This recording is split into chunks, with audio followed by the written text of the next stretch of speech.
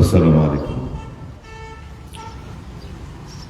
পূর্ব ত্রিপুরা লোকসভা নির্বাচনে প্রার্থী ইন্ডিয়া জোটের শ্রীযুত রাজন রিয়াংয়ের সমর্থনে কুমারঘাট বাজারে যে নির্বাচনী সমাবেশ, এই সমাবেশের মাননীয় সভাপতি মণ্ডলী, আমাদের মাঝে আছেন ত্রিপুরা বিধানসভার মাননীয় বিরোধী দলনেতা তথা সিপিআইএম দলের কেন্দ্রীয় কমিটির সদস্য শ্রী জিতেন্দ্র চৌধুরী মহাশয়, ত্রিপুরা প্রদেশ কংগ্রেস কমিটির প্রাক্তন সভাপতি, বর্ষিয়ান জনপ্রিয় নেতা মাননীয় বিধায়ক বীরজিৎ সিং মহাশয়,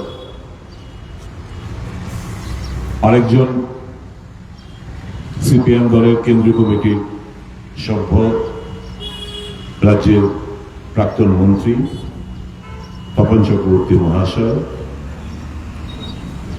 মঞ্চভূমিষ্ঠ ইন্ডিয়া মঞ্চের অন্যান্য নেতৃত্ব,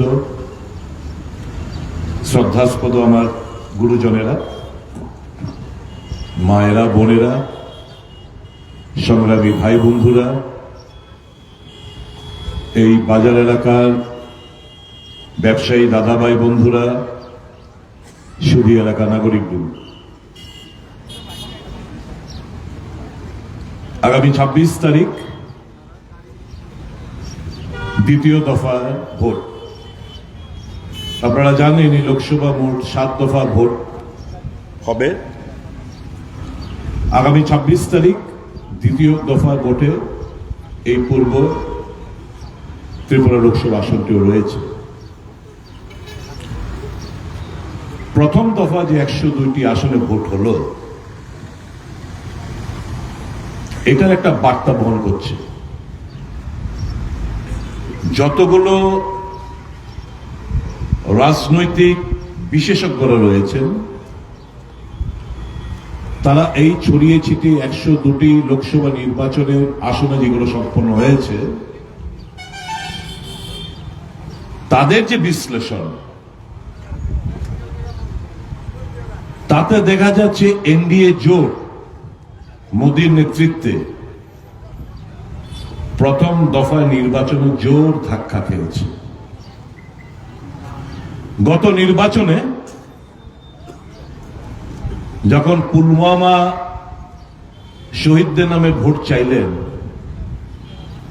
তখন সেই নির্বাচনে এই 102টি আসনের মধ্যে বিরোধীরা 48টি, এনডিএ 48টি, আর অন্যান্য কিছু রাজনৈতিক দল বাকিগুলো। এই 48 থেকে এখন এই নির্বাচনে 102টি যে সম্পন্ন হয়েছে, তাতে দেখা যাচ্ছে মোটামুটি বিজেপির স্ট্রং হোল্ডগুলোতে, উত্তরপ্রদেশ, রাজস্থান, এই সমস্ত জায়গায় হতকুৎসিত রেজাল্ট করতে চলেছেন বিজেপি। প্রধানমন্ত্রীর পক্ষে কিংবা বিজেপির পক্ষে কোনো লেহের নেই। যদি প্রধানমন্ত্রীর বিকশিত ইন্ডিয়া কিংবা এই যে মোদী গ্যারান্টির কথা যে বলে, তার প্রতি যদি সমর্থন থাকতো, তাহলে ভোট পার্সেন্টেজ গতবারের তুলনায় এই 7-8% ভোট কমতো না। এই 7-8% ভোট কমা হচ্ছে আগামী দিনগুলোতে একটা বিশাল বড় বিজেপির জন্য যে একটা বিপদের ইঙ্গিত, সেটা বহন করছে। এখন এই রাজ্যে যে আমাদের মূল লড়াই, বিজেপি নামক দলটি একটি ভাড়াটিয়া করা, একজন ভাড়া করা ত্রিপুরা মথার সুপ্রিমোর বোনকে এখানে প্রার্থী করেছে। আমি ব্যক্তিগত আক্রমণে বিশ্বাসী নই, তা সত্ত্বেও বলতে হচ্ছে, এই যে এফিডেভিট যেটা দাখিল করেছে,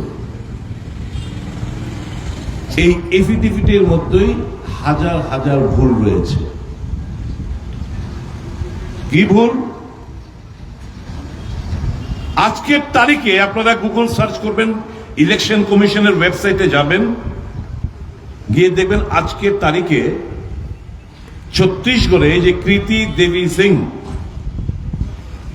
ওই নামটা ওই ভোটার লিস্টে রয়েছে। ছত্তিশগড়ে একটা বিধানসভা কেন্দ্রে, যে স্বাভাবিকভাবেই ওখান থেকে নামটা যখন certified copy of the electoral roll আনে, তখন ওই নামটাই certified copy of the electoral roll এনে এখানে রিটার্নিং অফিসার কাছে জমা দিতে হয়। অর্থাৎ কৃতি দেবী সিং দেববর্মা নেই, তাহলে এখানে দেববর্মা নামটা যোগ করা হয়েছে। কৃতি দেবী দেববর্মা, এখন দেবী সিং আর না, কৃতি দেবী দেববর্মা নামটা পরিবর্তন করেছে, এফিডেভিট করে পরিবর্তনও করতে পারে। পরিবর্তন করলে পত্রিকার খবরের কাগজে মিনিমাম 3টা পত্রিকা দিতে হয়। আমরা প্রত্যেকটা দিন প্রত্যেকটি খবর কাগজে ছানবিন করেছি, কোথাও কোনো এফিডেভিট করেনি, কোথাও কোনো ডিক্লারেশন দেয়নি।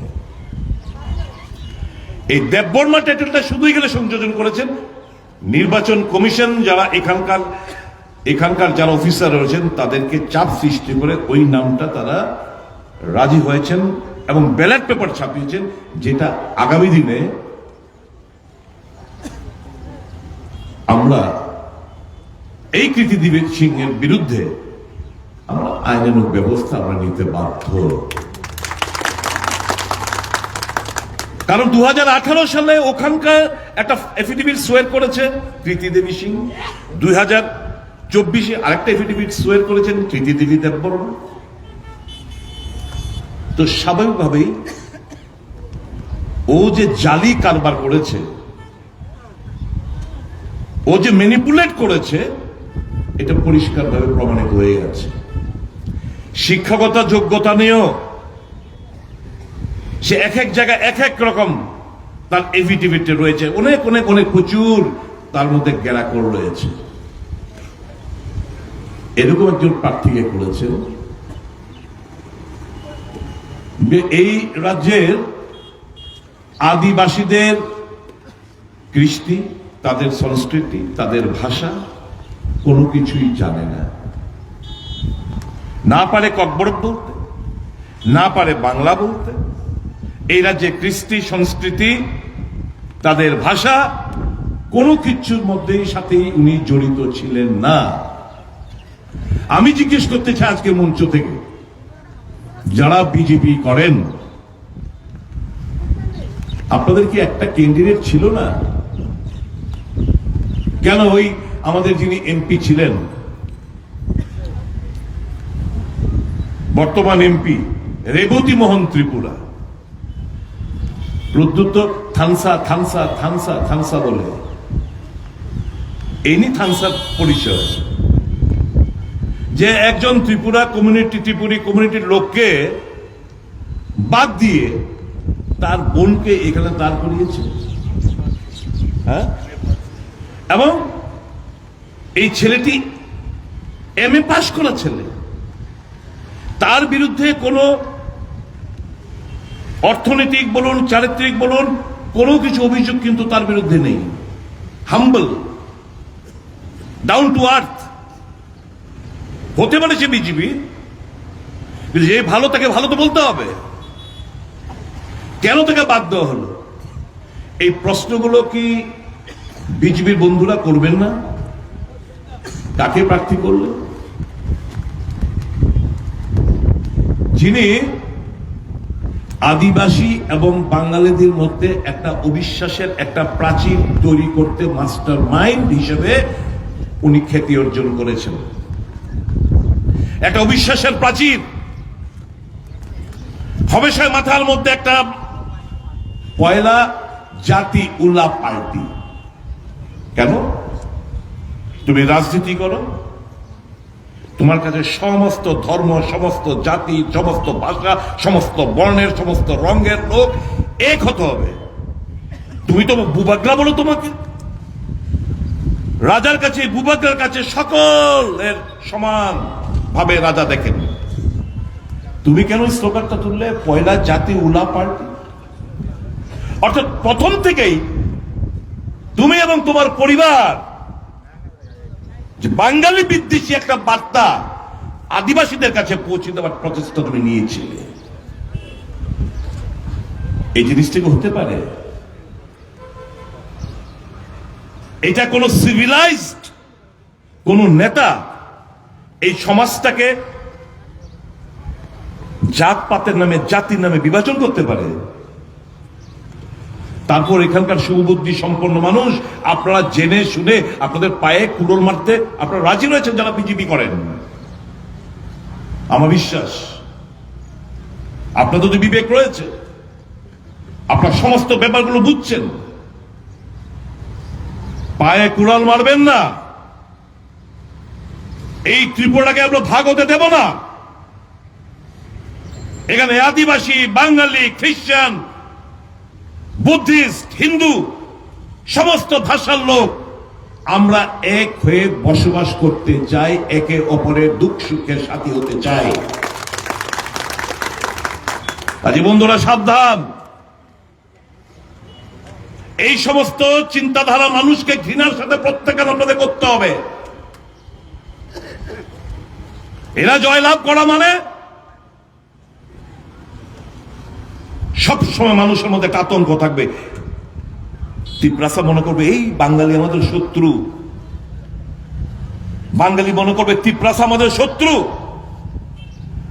এই বীজটা রোপণ করতে চাইছে প্রদ্যুৎ কিশোর দেববর্মা এবং তার বোন। আমি তিপ্রামথাকে বলবো না, তিপ্রামথার অন্যান্য নেতৃত্বের কোনো দোষ নেই। He is out of volleyballs. কি বললো? One last fight. কি কি স্লোগান বললো আমি শুধু আপনাদের মনে করে দিতে চাই। একটা হচ্ছে পয়লা জাতীয় party, no compromise, one last fight, greater Tripuraland, constitutional solution. তারপর কনস্টিটিউশনাল সলিউশন থেকে কি একটা ইন্টারলোকুটার ভুলে গেছেন? শেষ অব্দি কি সমস্ত বিমান জলে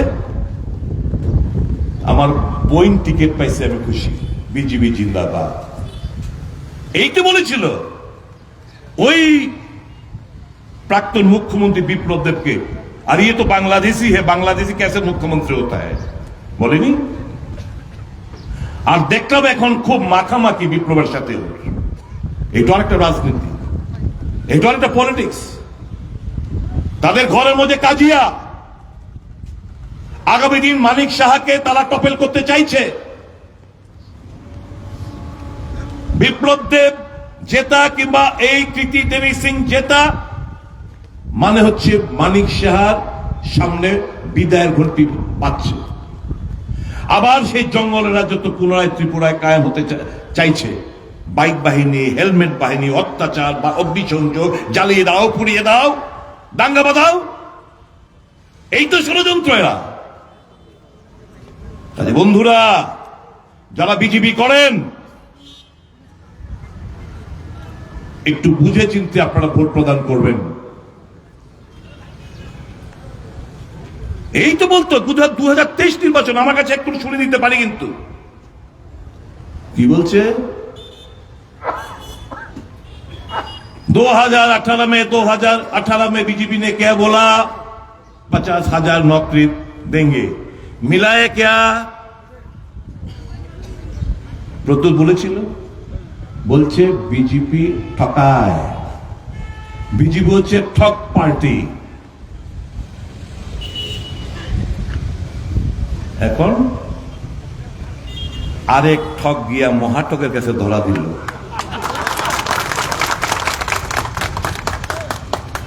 প্রদ্যুৎ ভাবলো, ভাই আমি তো মানুষকে ঠকাই, ত্রিপ্রাসারে ঠকাই, আরে আমার থেকে তো বড় ঠক আরেকজন আছে বিজেপি। কংগ্রেস তো যা বলে তা কইরা দিয়া লায়, সিপিএম যা বলে তা করে দিয়া লায়। কংগ্রেস কইছিল এনজি এনরেগা এক করব, আইন করব, দিছে। কংগ্রেস কইছে স্বাস্থ্য অধিকারের আইন করুন, করছে। কংগ্রেস কইছে শিক্ষার অধিকারের আইন করছে, কংগ্রেস কইছে বনাধিকার আইন করছে, কংগ্রেস কইছে তথ্য জানার অধিকার আইন করছে, কংগ্রেস কইছে প্রত্যেকের বাড়িতে পাকা ঘর আইএওয়াই ঘর দিছে। এবার আইএওয়াই ঘর মোদি কি করলো, আইএওয়াই ইন্দিরা আবাস যোজনা কাইটটা টাইনের নাম ঢুকাই দিছে প্রধানমন্ত্রী আবাসন যোজনা, নাম পরিবর্তন করছে। আর কি করছে, স্বচ্ছ ভারত, আগেও ছিল নির্মল ভারত। সে নিজে ঝাড়ু টাড়ু নিয়ে ফটো সব করে কইছে স্বচ্ছ ভারত, আগেও ছিল। আগেও গ্রামীণ বিদ্যুতীকরণ যোজনা, রাজীব গান্ধী গ্রামীণ বিদ্যুতীকরণ যোজনার নাম ছিল, নাম পাল্টেছে দীনদয়াল উপাধ্যায় করছে। নতুন কি করছে, প্রদ্যুৎ বুঝলো আলী ভাই कांग्रेस जाको ता तो करे नहीं, कांग्रेस से हमारा रिश्ता नहीं अच्छा नहीं बनेगा, क्योंकि ये लोग अपने वचन पर कायम रहता है। प्रद्युत को मैं तो ठग हूं, मेरे को ढूंढना पड़ेगा मेरे से बड़ा ठग कौन है। शेख उन्हें खुद जब बाइक से अगर मुझसे कोई बड़ा ठग है तो वो है नरेंद्र मोदी और उनका पार्टी भाजपा, तो मैं उन्हीं से दोस्ती करता हूं। এই তো হচ্ছে সব তিপ্রাসা বিক্রি করে দিচ্ছে। তার কাছে এই মায়া কান্না, তার সবটা বেশি নাটক, তার কাছে অত্যন্ত জরুরি একটা রাং, টাকা, অর্থ, ক্ষমতা, সে তার কাছে সারেন্ডার করছে। আর তিপ্রাসা জাতিগোষ্ঠী বিশ্বাস করে জানে দেবতা আসন বয়াইছে, বুবাগরাই শেষ কথা। বুবাগরার মাধ্যমে আমরা নতুন একটা স্বপ্ন দেখতেছি। বুবাগরা যখন কইছে আইন না দিব, বুবাগরা যখন কইছে কিছু একটা করব, সব আপনাদের স্বপ্ন চুরমার করে দিছে, আপনাদের বিক্রি করে দিছে, আপনাদের বিশ্বাস ভঙ্গ করছে। তাকে আপনারা ভোট দেবেন, তার বোনকে আপনারা ভোট দেবেন। ঘৃণার সাথে প্রত্যাখ্যান করছে। পশ্চিম ত্রিপুরা আসনে 7টা উপজাতি সংরক্ষিত আসন আছে, পূর্ব ত্রিপুরায় 13টা সংরক্ষিত আসন আছে। পশ্চিম ত্রিপুরা নির্বাচনে দেখেন ভোট পার্সেন্টেজ দেখেন, যারা মনে করছে যে না আমরা ত্রিপুরার মথনে ভোট দিব না কট্টর, তারা ভোট কেন্দ্রে গেছে না। আর যারা যেনা তার একটা শিক্ষা দিতে হইব, তার আগে ইন্ডিয়ার পক্ষে ভোট দিছে। আমার ইপিল থাকবো ত্রিপুরার আপনাদের মাধ্যমে, ইলেকট্রনিক মাধ্যমে, সাংবাদিক বন্ধুদের মাধ্যমে, সব ত্রিপ্রাসা এক হও। এই প্রতারকের বিরুদ্ধে গর্জে উঠুন আগামী 26 তারিখ।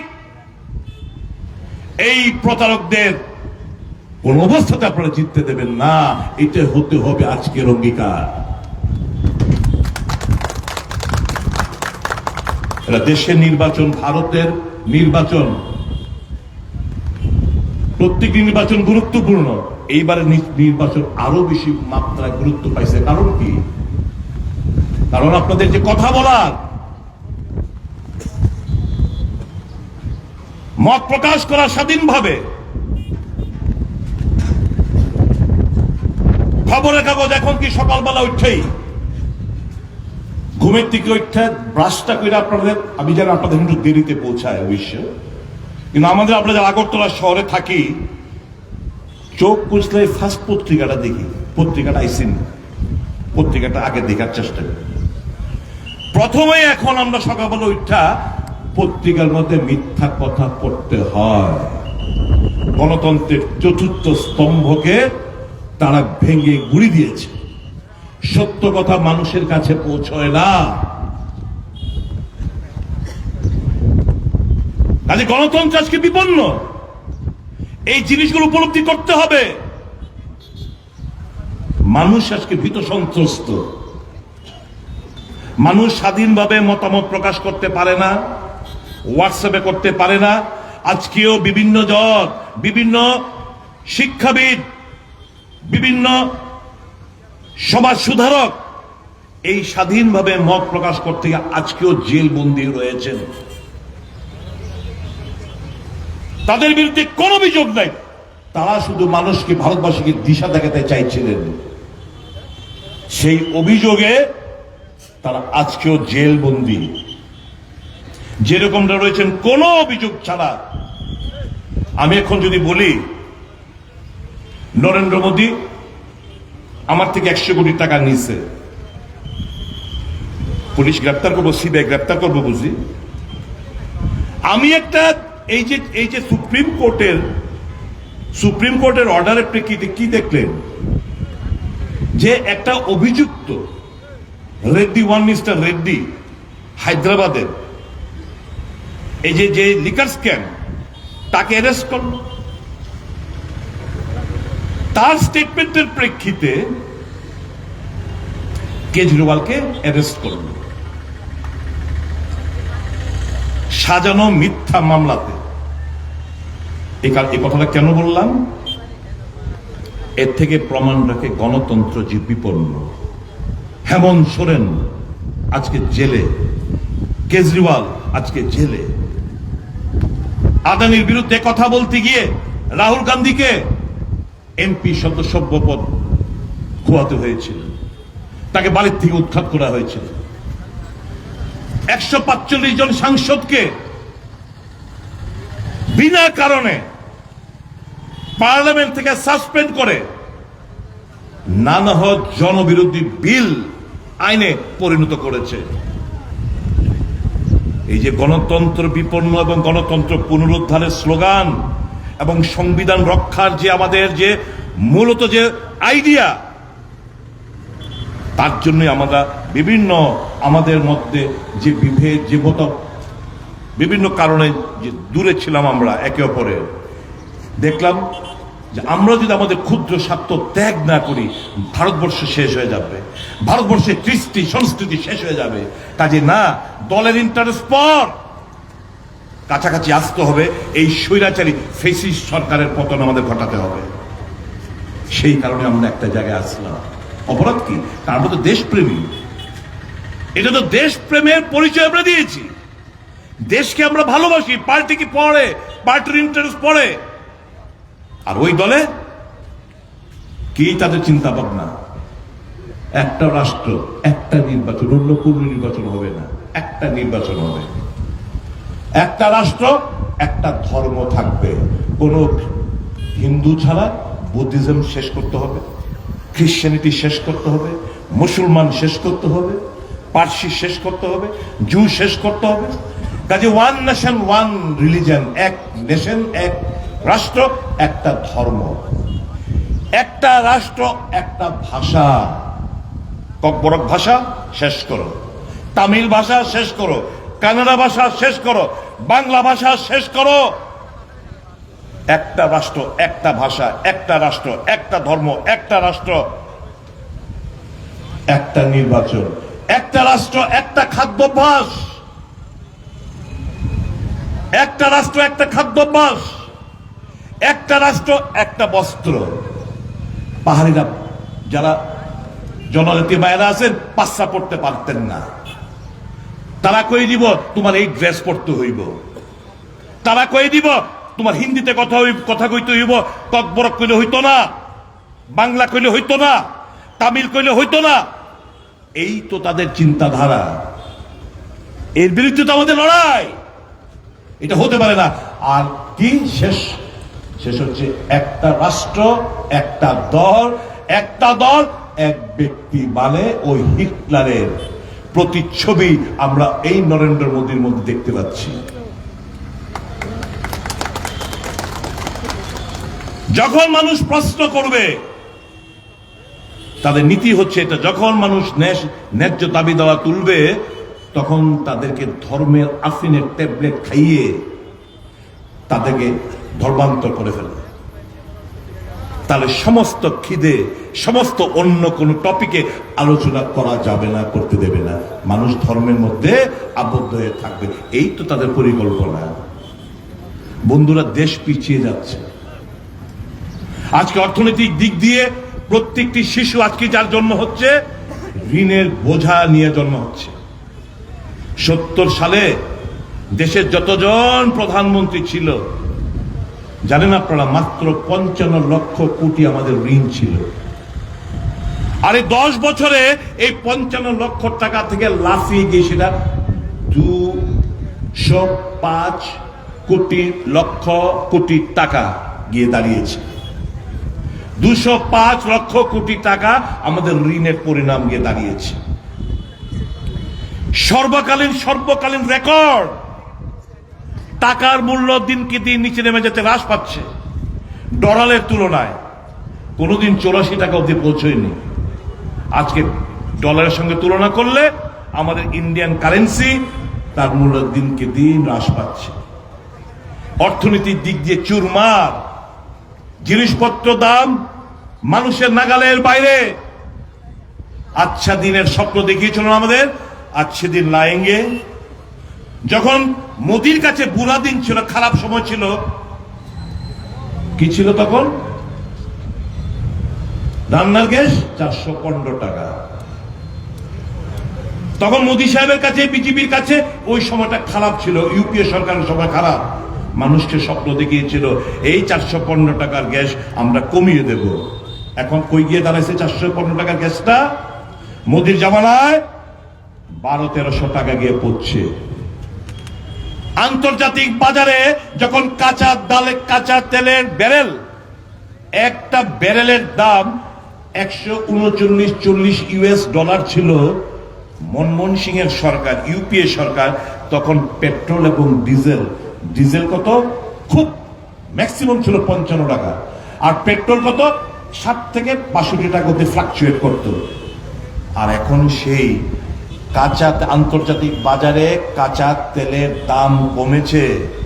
এখন এক ব্যারেল তেল 75 ইউএস ডলার। ইউপিএর সময় কত? 139-40 আন্তর্জাতিক বাজারে ইউএস ডলার। এখন সেটা কমে 75 ইউএস ডলার। তো তেলের দাম, পেট্রোলের দাম, ডিজেলের দাম কমার কথা, সেটা বাড়ে কেমনে? সে বাড়াই দিচ্ছে প্রায় 100 ছুঁই। দুইটাই 100 টাকাই হইতে পারেন, এই 1 টাকা একটু এদিক সেদিক হইতে পারে। আচ্ছা দিন, এই তো আচ্ছা দিন আইছে। সরষের তেলের দাম কত ছিল? 60-65 টাকা। এখন সরষের তেলের দাম কত পার লিটার? 120-30 নিচে না? 130। মুগ ডালের দাম কত ছিল আর এখন কত? ডাবল এর বেশি। প্রত্যেকটি জিনিসপত্রের দাম বেশি। কারণ গব্বর সিং ট্যাক্স বসিয়েছে। জানেন, যারা এখানে গরিব মানুষ আছেন, অনেক জমিয়া পরিবারও আছে, জানেন আপনাদের ইউপিএ সরকারের সময় আপনাদের কিন্তু ট্যাক্স, অনেক কিছুর মধ্যে ট্যাক্স বয়াইতো না। এখন সব জিনিসের মধ্যে ট্যাক্স, মানে আপনারা ইনডাইরেক্ট ট্যাক্সের আওতার মধ্যে সব জনসাধারণ আইনে নিচ্ছে। আপনাদের থেকে মায়েরা বোনেরা জেনে যান, গরিব অংশের মানুষ জেনে যান, আপনাদের থেকে প্রত্যেক মাসে লবণ কিনেন ট্যাক্স, চিনি কিনেন ট্যাক্স, আটা কিনেন ট্যাক্স, হলদি কিনেন, জিরা কিনেন, মশলা কিনেন, তেল কিনেন, যা খুশি তা কিনেন, কাপড় কিনেন, জুতা কিনেন, চশমা কিনেন, ওষুধ কিনেন, যা কিনেন তার মধ্যে ট্যাক্স বয় দিছে। মানে প্রত্যেকটি মানুষের থেকে প্রতি মাসে 4 থেকে 5 হাজার টাকা করে ট্যাক্স সেন্ট্রাল গভর্নমেন্ট নিতেছে ট্যাক্সের মাধ্যমে। আর আপনাদেরকে 2000 টাকা করে একটা অংশের মানুষদের দেয় ভাতা। আপনাদের থেকে 5000 টাকা নিয়ে 2000 টাকা দিয়ে কয় ভাতা দিছে, এবার আয়ো বিজেপি মিছিল করো, আয়ো ভারত মাতা কি জয় করো, আয়ো মিছিল করো। দিছি না ঋণ, টাকা দিছি না? আপনার থেকে টাকা নিয়ে আপনারা দিতেছে। কত বড় গুজরাটি ধারুন্দর বানিয়া এরা। জানেন দেশের যে টাকা লইয়া ভাগছে, জানেন তো? নীরব মোদী, শুনছেন নি? গুজরাটি। বিজয় মালিয়া গুজরাটি, মেহের চৌস্কি গুজরাটি, ললিত মোদী গুজরাটি, সব গুজরাটি। সব দেশের ব্যাংকের টাকা টুকা লইয়া হন সব বাইরে গেছে। কইছিল না मैं काला धन वापस लाऊंगा? कौशल नहीं।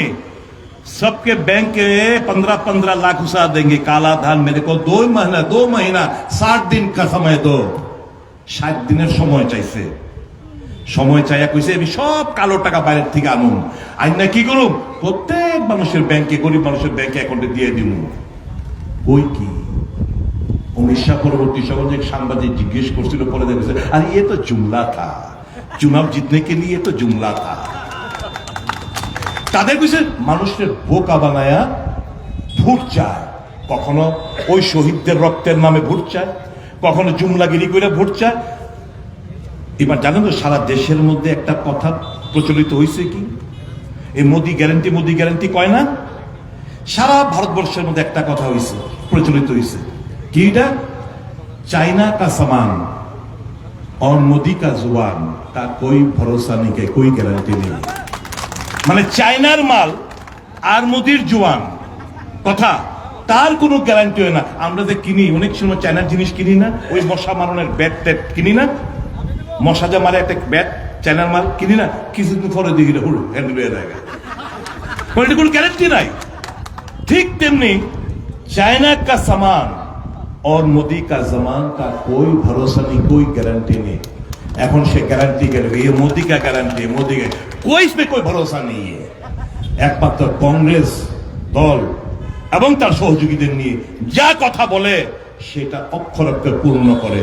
এবার কি কইছে, আমরা আইন করছি এমজিএম জায়গা, এবার কইছে এবার আবার আইন করুন, কিসের আইন, ন্যূনতম মজুরি 400 টাকা আমরা করুন, আইন করুন ন্যূনতম মজুরি, সমস্ত শ্রমিকদের ন্যূনতম মজুরি 400 আইন। এই ত্রিপুরা রাজ্যের ভিশন ডকুমেন্ট বলেন, তারপর সময় কি তাদের সংকল্পপত্র বলেন, তারা কইছিল 340 টাকা, 340 টাকা ন্যূনতম মজুরি করব, করে নাই। কিন্তু কংগ্রেস এবারে কইতেছে ন্যূনতম মজুরি এমজিএন টাকা সহ বিভিন্ন শ্রমিকদের মজুরি আমরা 400 টাকা করুন, পার্লামেন্টে আমরা আইন করুন। কৃষকদের জন্য ভালো খবর কি, মোদি ধোকা দিছে, দুগ্নি আইন করব, স্বামীনাথনের রিপোর্ট তারা কার্যকর করব, করছে না। কৃষকরা আত্মহত্যা, কৃষকদের উপর লাঠি পেটা করে, তারা তাদের ন্যায্য দাবি দিনা আন্দোলন, এখন আন্দোলন করতেছে, মিডিয়াতে দেখায় না, টিভির পর্দায় দেখায় না, খবরের কাগজ এখনো দেখায় না।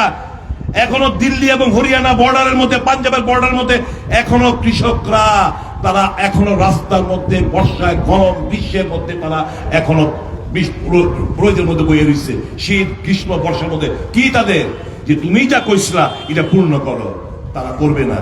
কংগ্রেস সেই জায়গায় কি কইছে, কংগ্রেস কইছে স্বামীনাথনের রিপোর্ট আমরা আইন প্রণয়ন করুন।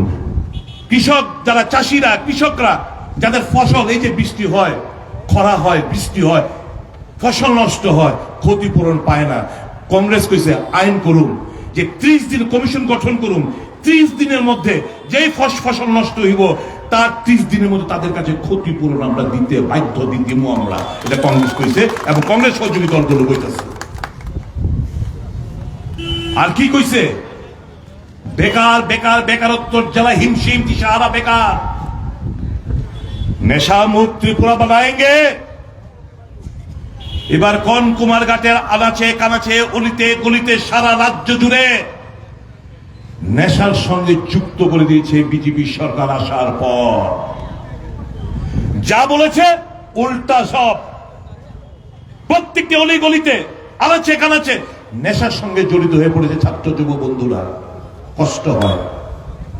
এবং দেখবেন এই যে নেশা কারবারিদের থেকে একটা মোটা অঙ্কের টাকা কিছু তথাকথিত বিজেপির নেতৃত্ব তাদের কাছে মাসোহারা তারা নিচ্ছে, এটা বাস্তব। কি কি এই প্রশাসনের ভূমিকা কি, কি করছে? শিক্ষিত বেকার যুবক যুবতীরা আজকে দিশাহারা, দেশব্যাপী কম্পিটিটিভ এক্সামের পরীক্ষার প্রশ্নপত্র ফাঁস। যারা বিজেপির কাছে, বিজেপি নেতৃত্ব প্রশ্নপত্র ফাঁসের বিনিময়ে কোটি কোটি টাকা রোজগার করছে, তাদের কাছে শুধু টাকা টাকা টাকা ছাড়া কিছুই না। কংগ্রেস তার ঘোষণাপত্রে বলেছে যে ডিপ্লোমার ডিগ্রি হোল্ডার যারা পাশ করবে সাথে সাথে তাদেরকে অ্যাপ্রেন্টিসশিপ ট্রেনিং বছরে 1 লক্ষ টাকা দেবে, প্রত্যেক মাসে মাসে 8,500 টাকা করে বছরে 1 লক্ষ টাকা দেবে। এই ট্রেনিং এর মাধ্যমে কেউ পাবলিক সেক্টর, কেউ প্রাইভেট সেক্টরের চাকরি, তাদের মধ্যে আরো দারুণ গুণগত মান পরিবর্তন ঘটবে এবং তার বিনিময়ে পাবলিক এবং প্রাইভেট সেক্টরের চাকরিটা সুনিশ্চিত করবে। আর কি বলেছে যে 30 লক্ষ শূন্য পদ সেন্ট্রাল গভর্নমেন্টের যেগুলো পড়ে রয়েছে সেগুলো পূরণ করবে। কংগ্রেস যা বলে তা করে। কংগ্রেসের এবার ন্যায় আরেকটা ন্যায় হচ্ছে জাতি জনগণনা। এখানে আপনারা যারা আছেন, আমি যেরকম হাত তুললেন, কেমন এসসি সম্প্রদায় ভুক্ত কারা কারা আছেন হাত তো তুলুন তো। এখানে যারা এসসি সম্প্রদায় ভুক্ত আছেন, ভেরি গুড। ওবিসি সম্প্রদায় ভুক্ত যারা রয়েছেন হাত তুলবেন। ওবিসি সম্প্রদায় ভুক্ত প্লিজ, ভেরি গুড। এবার এসটি সম্প্রদায় যারা আছেন, এসটি সম্প্রদায় ভুক্ত হাত তুলুন, ভেরি গুড। এবার কংগ্রেস কি কইছে শুনেন। কইছে 2011 সালে ডাক্তার মনমোহন সিং কংগ্রেস সরকার যখন ছিল 2011 সালে একটা সোশিও ইকোনমিক কাস্ট সেন্সাস হয়েছিল, আর্থসামাজিক কাস্ট সেন্সাস হয়েছিল। 2016 সালে তার ডেটা সবটা সেন্ট্রাল গভর্নমেন্টের কাছ থেকে পড়ছে। দেখা সেন্ট্রাল গভর্নমেন্ট স্কুল প্রকাশ করানোর কোনো দরকার নেই। গেলিগা প্রকাশ করলে ওই যে 50% যে সিলিং, সেই সিলিংটা সুপ্রিম কোর্ট যেটা সিলিং করে রয়েছে সিলিংটা উঠে যাবে, রিজার্ভেশন স্ট্যাটাসটা বাড়বে, তিপ্রাসা জনগোষ্ঠীর সংখ্যাটা বাড়ছে, এসসি সম্প্রদায়ভুক্ত সংখ্যাটা বাড়ছে, ওবিসি সম্প্রদায়ভুক্ত সংখ্যাটা বাড়ছে। হিস্সাদারি নাই তাদের, বিভিন্ন ক্ষেত্রে তাদের হিস্সাদারি নাই। এটা বুঝা পাইলে কি করছে জানেন? এই যে জিতেন্দ্রবাবু হয়ে গেছে, রেল বিক্রি করে দিতেছে, প্রাইভেট সংস্থার কাছে দিয়ে দিতেছে, এয়ারপোর্ট সংস্থার কাছে দিয়ে দিতেছে, বিভিন্ন প্রফিট মেকিং বডি আপনার কর্পোরেট হাতে তুলে দিতেছে। কারণটা কি জানেন? এবার পাবলিক সেক্টরের কাছে, সরকারের কাছে থাকলে তো SC reservation, ST reservation, OBC reservation পাইলে হলে, এবার যখন আম্বানি আদানিতে কাছে যায় বোগা, তখন তো এসসির জন্য রিজার্ভেশন থাকতো না, এসটিদের জন্য, ওবিসির জন্য রিজার্ভেশন থাকতো না। তাহলে এই যে রিজার্ভেশন ক্ষেত্রটা আরো সংকুচিত হইয়া পড়ব। আমি কথাগুলো বললাম এই কারণে, basically BJP, RSS, ST, SC, OBC এবং সংখ্যালঘু মানুষের বিরোধী। বুঝা জানে কথাগুলো। যারা এসসি সম্প্রদায় ভুক্ত রয়েছে বা বন্ধু বিজেপিরা, বুঝা যান, দয়া করে ভোট দেন কি না দেন, দ্যাট ইজ আলাদা চ্যাপ্টার। এই সত্য কথাগুলো কেউ বলবে না, বিজেপি তারা বলবে না, কোন এজেন্ডা নেই তাদের। এজেন্ডা শুধু রাম, তাদের মন্দির মসজিদ, তাদের হিন্দু মুসলমান, এই তো তাদের এজেন্ডা। আমরা পাবলিকের এজেন্ডা নিয়ে আমরা মাঠে নেমেছি। কাজে বন্ধুরা শুনুন, ভাজপা এবং আরএসএস 2014 সালে ক্ষমতা অপসারণ হওয়ার পর এই মোহন ভগবত সাহেব তিনি প্রস্তাব করেছিলেন মোদী সরকারের কাছে, এসসি, এসটি, ওবিসি রিজার্ভেশন প্রথা তুলে দাও। তখন সমস্ত দল, বাম, কংগ্রেস, বিভিন্ন রাজনৈতিক দল আমরা আমাদের সুর চড়িয়েছিলাম। মোদী আবার ব্যাক রিট্রিট করলেন, কিন্তু তাদের এজেন্ডার মধ্যে রয়েছে এই যে বলছে আমাদেরকে 370 আর এনডিএ সহ আমাদের 400 পার করো। মানেটা হচ্ছে এটা যে সংবিধান চেঞ্জ করবে। এই যে সংবিধানের মধ্যে যে হিন্দু শব্দ আর যে সেকুলার শব্দ, সেই সেকুলার শব্দটা ওরা হাঁটাতে চাইছে। তারা চাইছে হিন্দু রাষ্ট্র, তারা চাইছে এই দেশ থেকে মুসলমান খেদাও, তারা চাইছে এই দেশ থেকে বুদ্ধিস্ট খেদাও, তারা চাইছে দেশ থেকে শিখ খেদাও, তারা চাইছে দেশ থেকে অন্যান্য ধর্ম মুছে দাও। একটাই ধর্ম থাকবে, সেটা হচ্ছে হিন্দু ধর্ম, সনাতন ধর্ম। এরা সনাতন ধর্মের বিশ্বাসী কান্ডারি, এরা দাবি করে। এরা যারা শঙ্করাচার্যের বারংবার বারণ করা সত্ত্বেও কি বলছিল, কি দোষটা কি করেছিলেন সংখ্যালঘু চারজন সংখ্যালঘু, যে এক মুহূর্ত अभी नहीं है, एक मुहूर्त का समय कम से कम 78 मिनट। কিন্তু দেখবেন উপনয়ন পৈতার ডেট আলাদা, বিয়ের ডেট আলাদা, মন্দির উদ্বোধনের ডেট আলাদা, গৃহপ্রবেশের ডেট আলাদা। ওই 22 জানুয়ারি কোনো মুহূর্ত ছিল না। এবং চার সংখ্যালঘু বারংবার কইছে যায়েন না। আর কি কারণে যায়েন না, অগ্রসর হেন না? ওখানে মন্দিরের চূড়া নির্মাণ হয়েছে না, মন্দিরে যে চূড়া সেটা নির্মাণ হয়েছে না। কইছে মন্দির কা চূড়া হতা है भगवान का सर, ভগবানের মাথা। বিনা মাথা কা अगर प्राण प्रतिष्ठा करोगे, এখানে অশুভ শক্তির উন্মোচন হবে, করতে যেও না। বারংবার বারণ করেছে ना। मोदी बारे चुनाव आ गए, हमको राम को बेचना है भाई, हमको चुनाव जीतना है, राम को बेचना है। अच्छा शंकराचार्य इतना बड़ा साहस हो गया, छोड़ो इनका আমন্ত্রণ পত্র মত ভেজো। এরা আমন্ত্রণই জানাইছে না। এরা হইতেছে কি হিন্দু ধর্মের রাজনৈতিক দালাল। এরা সনাতন ধর্মের, এরা তো রাজনৈতিক দালাল, যারা এই ধর্মটাকে আজকে সস্তা বানাইতেছে। রামরে বিক্রি করতে তারা পিছপা হয় না।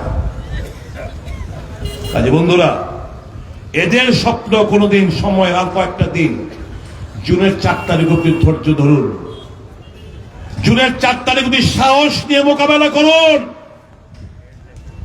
মণিপুর চলছে, আমার এই রাজ্য থেকে কিছু দূরে মণিপুর চলছে। বেটি বাঁচাও বেটি পড়াও, হ্যাঁ স্লোগান। আরে ভাই অন্য কিছু না। মায়েরা, এগো মা, এই যে মা, আদিবাসী এক মহিলাকে, মণিপুরের এক আদিবাসী মহিলাকে কুকি সম্প্রদায় বিবস্ত্র করে, গণধর্ষণ করে তাকে হাঁটানো হয়েছিল। দৃশ্যপড়া সবাই দেখেছেন। কারগিলের সেনা এরা হচ্ছে যে কারগিলের যুদ্ধে যারা পাকিস্তানের বিরুদ্ধে লড়াই করেছিল, এই কারগিল যুদ্ধের একজন বীর সৈনিকের স্ত্রী এর মধ্যে ছিলেন। কি ডিভাইড দ্য সোসাইটি। মণিপুরে কি 40টা আসন সমতলে, 20টা আসন হয়েছে গিয়া ওই আদিবাসীদের। কাজে আমি যদি 40টা আসন মণিপুরি ভার্সেস আদিবাসীদের মধ্যে লাগাইয়া আমি যদি আমার শাসন ব্যবস্থাটা দীর্ঘমেয়াদী পরিকল্পনা করতে পারি, মন্দ কি? এটাই তো নরেন্দ্র মোদীর চিন্তা ভাবনা, যার প্রেক্ষিতে সে একদিনের জন্য সময় পাইলেন না। সে বিভিন্ন দেশ বিদেশ ঘুরে ফুর্তি করে মস্তি করে ওই লক্ষদ্বীপে গিয়া সমুদ্রের পাড়ে চেয়ার নিয়ে ফটোশুট করে, মণিপুরে গিয়া আমার মায়েদের বোনেদের দুর্দশা, দেশের প্রধানমন্ত্রী সে যাওয়ার সময় পায় না। না, আমার দেশের কুস্তিগিররা যারা গোল্ড মেডেল, অলিম্পিকের মেডেল নিয়ে আইছে, প্রধানমন্ত্রী ক্রেডিট নেওয়ার লিগে তাদের সঙ্গে आओ आओ बेटी बेटी आओ आओ आओ बेटी के साथ हमारा फोटो खींचो। সব ফটো করতে আমাদের বাইরে। যখন এই বেটিরা বিজেপির এক ব্রিজমোহন সিং তার বিরুদ্ধে যখন যৌন কেলেঙ্কারি এবং শ্লীলতাহানির ঘটনার প্রেক্ষিতে যন্তর মন্তরে বসে অনশন করছিলেন, পুলিশ দিয়ে তাদেরকে টেনে হিঁচড়ে তার আন্দোলনকে স্থগিত করে দেওয়া হয়েছিল। প্রধানমন্ত্রীর মুখে কোনো কিছু প্রতিবাদ করেনি এবং ব্রিজভূষণ সিংকে সুপ্রিম কোর্টের অর্ডারের প্রেক্ষিতে তার বিরুদ্ধে তদন্ত করতে বাধ্য হয়েছে। চুক্তি মেরে বসেছিল প্রশাসন, বিজেপি সরকার। এই দেশ, এটা ভারতবর্ষ আমরা দেখেছিলাম। প্রধানমন্ত্রী লজ্জা আছে ভোট চাইছে। এই দেশ বিকশিত, এই দেশ তো চিন্তা ভাবনায় মধ্যযুগের মধ্যে চলে যাচ্ছি। মোদীজির চিন্তা ভাবনায় মধ্যযুগ কি? করোনা মানুষ ভুলে যাবেন না কিন্তু বন্ধুরা, করোনার কথা 5 বছর পরে নির্বাচন, করোনার সময় কি থালি বাজাও, घंटी बजाओ, दिया जलाओ, इससे क्या होगा? कोरोना भाग, कोरोना भाग, भाग कोरोना भाग। আরেক সাধু বেড়া তো কোন জায়গা ঘন্টি বাঁধছিল দেখছেন তো? কোন একটা জায়গা ঘন্টি বাইঙ্গা, নাগা সাধু আর কি, একটা জায়গার মধ্যে ঘন্টি বাইঙ্গা কয় ইসকো বাজাও, দেখ না করোনা ভাগ জায়গা। এই কথাটা এই কারণে কইছি, ওই মধ্যযুগের মধ্যে বিজেপি এবং তার দল, তার নেতারা আজকে আমাদের ওই মিডিয়েবল এজের মধ্যে নিয়ে যেতে চেষ্টা করতেছে। দেশ অগ্রসর হচ্ছে। দেখেন জওহরলাল আজকে ক্রেডিট নেয়, লজ্জা লাগে না তার? ক্রেডিট নেয় চন্দ্রায়ন নিয়ে 1959 সালে ফার্স্ট পন্ডিত জওহরলাল নেহেরু, এই লোকের লিডারশিপ, তাদের ভিশন দেখেন, তাদের চিন্তা ভাবনা দেখেন, যে এই সায়েন্স এন্ড টেকনোলজি চন্দ্রায়ন আমাদের শেষ ওই জায়গা অব্দি পৌঁছতে হইব। তখনই সেই ইসরোর আগে একটা নাম ছিল, পরবর্তী সময় 65 সালে গিয়ে 69 সালে গিয়া এটা বোধহয় নামটা পাল্টাইছে। কিন্তু এর আগে এখন এটা ইসরো হয়েছে, এটা পন্ডিত জওহরলাল নেহরু। এখন সে চন্দ্রয়ানে সাকসেসফুল ওই সাউথ পোলে ল্যান্ড করার প্রেক্ষিতে বিজেপি তার লজ্জা লাগে না, প্রধানমন্ত্রী নিজে তার কৃতিত্ব নেওয়ার চেষ্টা করে। একটা কোন এই রাজ্যে এইমস হয়েছে, স্বাস্থ্য ব্যবস্থা, আমি স্বাস্থ্যমন্ত্রী ছিলাম বলে বলছি, স্বাস্থ্য ব্যবস্থা কোন জায়গায় এসে ঠেকেছে? প্রাইমারি হেলথ সেন্টার বাদ দিন, এখানে sub division hospital, district hospital থেকে শুরু করে প্রধান রেফারেল হাসপাতাল এবং এইচএমসি, চিকিৎসা নাই, কোন চিকিৎসা নাই। বিনা চিকিৎসায় মানুষ মারা যাচ্ছে মুড়ি মুরগির মতো। কোথায় কি এইমস আয়েগা, এপেলো আয়েগা? প্রাক্তন মুখ্যমন্ত্রী স্বপ্ন দেখেছিল রাজ্যকে। गोमती नदी से बांग्लादेश से सामान आएगा, जहाज लेकर आएंगे। কত কিছু স্বপ্ন দেখাইল, সব শাখা, সব ফালতু কথাবার্তা বলে আমাদের সময়টাকে, ত্রিপুরার সময়টাকে শেষ করে দিয়ে গেছে, বরবাদ করে দিয়ে গেছে। ত্রিপুরাটা পিছিয়ে গেছে। ত্রিপুরাটা একটা নতুন হাসপাতাল, একটা নতুন কলেজ, একটা নতুন সরকারি ইউনিভার্সিটি, বলুন না নতুন কি হয়েছে বলুন? কিছু তো হয়নি। এরা কোন মুখে ভোট চায় বলুন? কাজে বন্ধুরা, কংগ্রেস এবং তার সহযোগী দলরা মানুষের যে নানা সমস্যা নিয়ে, এই যে রাহুল গান্ধী প্রথম দক্ষিণ থেকে কন্যাকুমারী থেকে কাশ্মীর, মণিপুর থেকে মুম্বাই, এই যে মানুষের সঙ্গে হাজার হাজার লক্ষ লক্ষ মানুষের সঙ্গে মিলে মিশে তাদের অভাব অভিযোগ শুনে কংগ্রেস আজকে আমরা আমাদের ম্যানিফেস্টো এবং ইন্ডিয়া জোটের বন্ধুদের কাছ থেকে পরামর্শ নিয়ে আমরা আমাদের ম্যানিফেস্টো তৈরি করেছি। এগুলো মানুষের কথা, এই ডিমান্ড থেকে আমরা সরে আসবো না। এটা কংগ্রেসের গ্যারান্টি, এটা ইন্ডিয়া ব্লকের গ্যারান্টি, এটা মোদির গ্যারান্টি না। যে ফ্রড, যে বাজে কথা, মিথ্যে কথা, প্রতারক, যে প্রতারণা করেছে 10টি বছর এই দেশের মানুষের সাথে, এটা তার গ্যারান্টি না। বন্ধুরা, ভেবে চিন্তে ভোট প্রদান করবেন। এই 26 তারিখ অত্যন্ত ভদ্র নম্র একজন রাজন রিয়াং সাহেবকে আমরা দাঁড় করিয়েছি। আপনাদের হয়ে দারুণ কাজ করবে।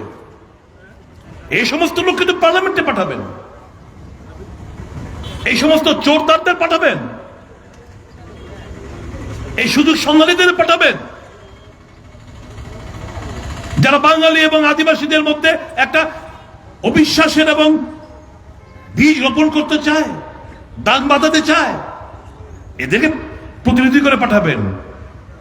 আমি এখানকার শুভবুদ্ধি সম্পন্ন মানুষ, বিজেপি বুঝি না, সিপিএম বুঝি না, কংগ্রেস বুঝি না, অন্যান্য দল বুঝি না।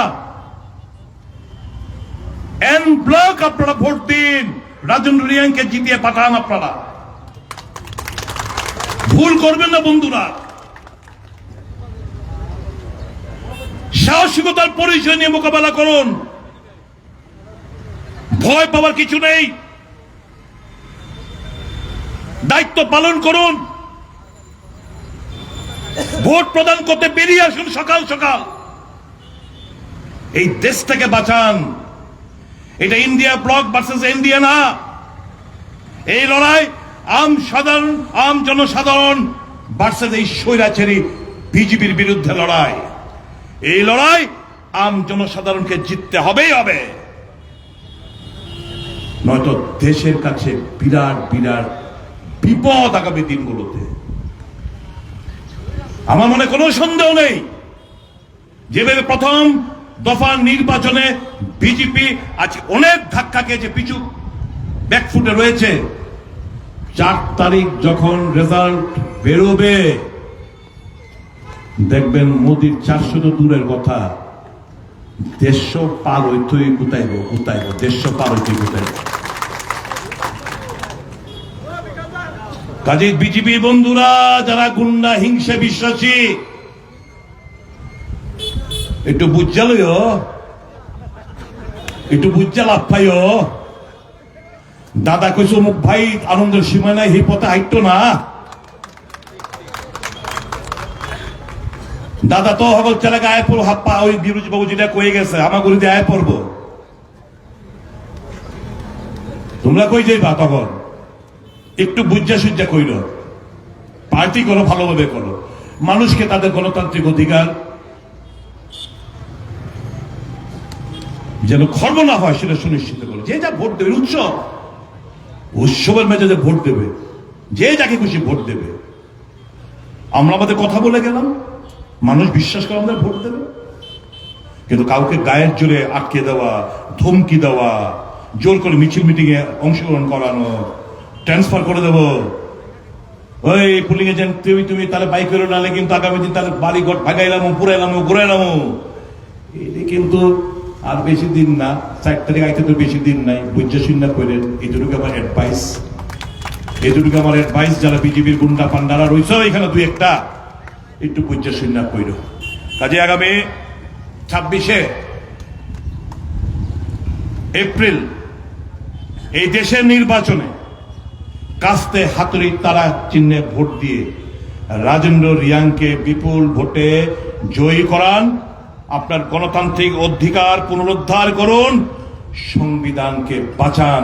এই কটি কথা বলে যারা এখানকার গণদেবতা রয়েছেন, যারা গুরুজন রয়েছেন, তাদের আমার প্রণাম নিবেদন করে, মা বোনদের প্রীতি শুভেচ্ছা ভালোবাসা জানিয়ে, আমার ছাত্র যুবক ভাই বন্ধুদের সঙ্গে অভিনন্দন জ্ঞাপন করে আমি আমার আলোচনাকে শেষ করছি। সবাই ভালো থাকবেন।